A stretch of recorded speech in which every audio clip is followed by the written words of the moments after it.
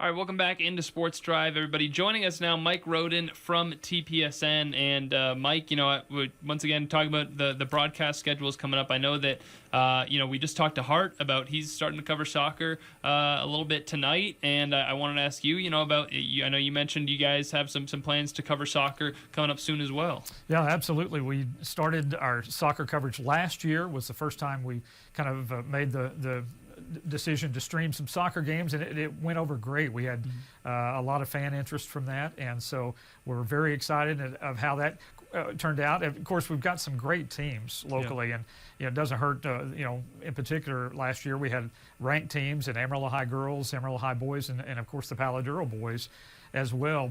So some terrific teams, some terrific soccer, and we want to showcase that and highlight those athletes, student athletes, just as much as the others.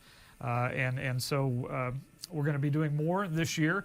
How much more? It's difficult to say. Last year the schedule was a little more conducive to adding soccer because they had some doubleheaders on Monday out at Dick Bivens Stadium, which didn't conflict with our basketball coverage on Tuesday and Friday.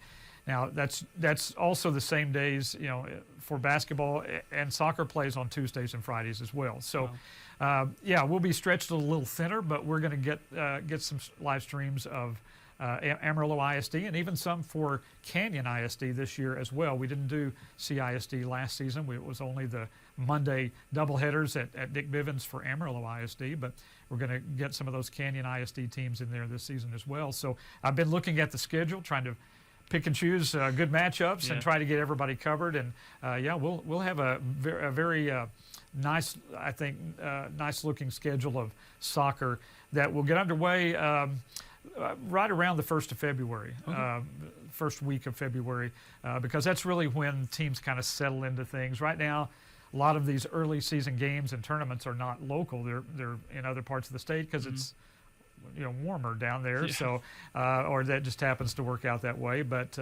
come February, we'll dive into our soccer schedule. I did want to ask, what was I going to say? I think the first question I had was, but the Canyon teams that you'll be covering, will there? I know there's some issues with some of the other teams. Will there be video for those soccer broadcasts? I visited with Toby Tucker about that, and he agreed that we could do some of that at Happy State Bank Stadium. We do that for football, and that's in the gyms are where we can't do the video streams. That's because of NFHS and Canyon's Canyon's agreement with NFHS.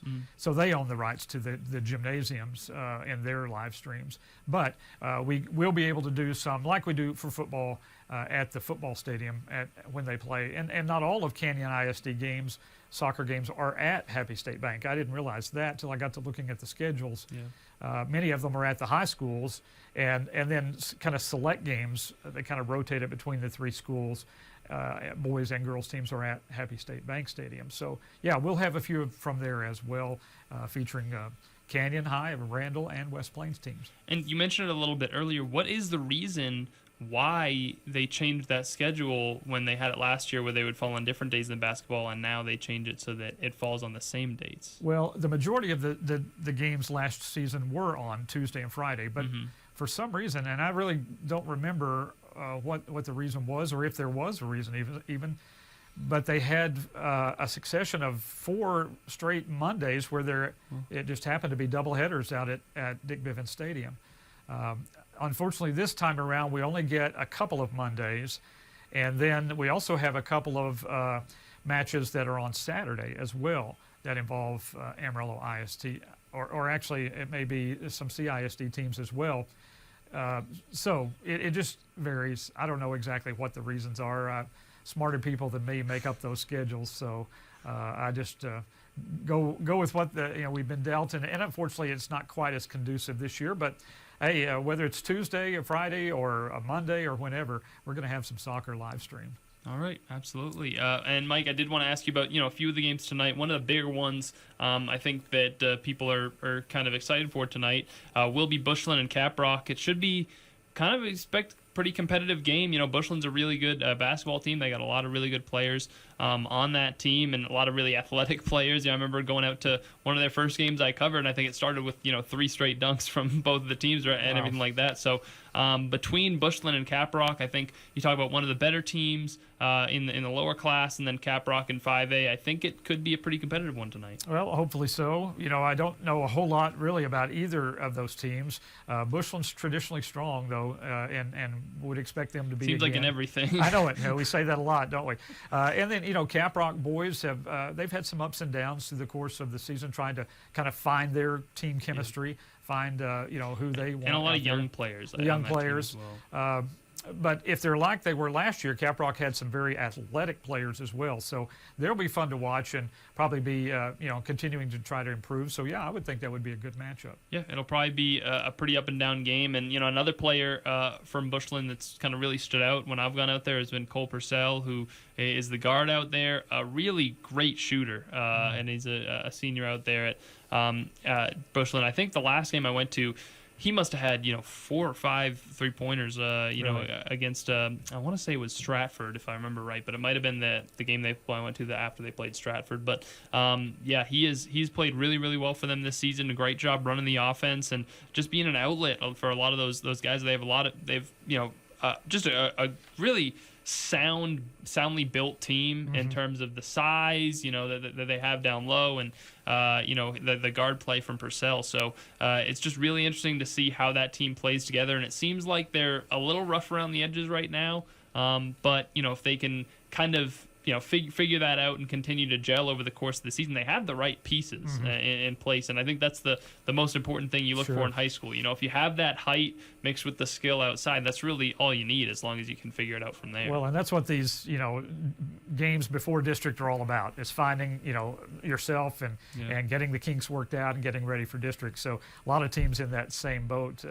They sound a little bit like the Canyon boys. I've watched them some, and they've got all the pieces as well. And so, we've got a lot of good teams, in fact, around this area this season. And it's that way every year, boys and girls. So going to be a really fun season. District play already underway in 4-4A, just about to start. In fact, this Friday, the girls start in 3-5A.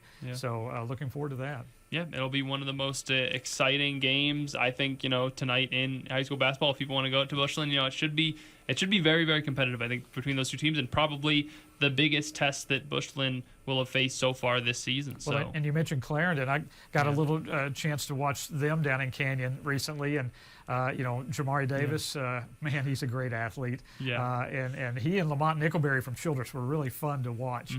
Have been in the games I've seen them. So I saw Nickelberry as well in that. It was the third place game. If I had known you were there, I would have said hi. But did you even see me down there on the court filming? No. I did see Nickelberry, and man, I don't want to call out Clarendon too much. There's a little cherry picking going on with Nickelberry sometimes where, it's not too bad. I mean, there was one play where it just seemed like it was pretty bad cherry picking. But there was another one where I think he poked the ball loose and then just took off. As soon as he poked the ball, I'm just hoping my team gets the ball, so they throw it up to me, and he got a few easy layups that way. But tremendous, just around the basket, his ability to kind of. I don't even know what the way to say it, but just contort his body around the basket and get these layups. He's so athletic. I mean, he just, like you say, he can jump.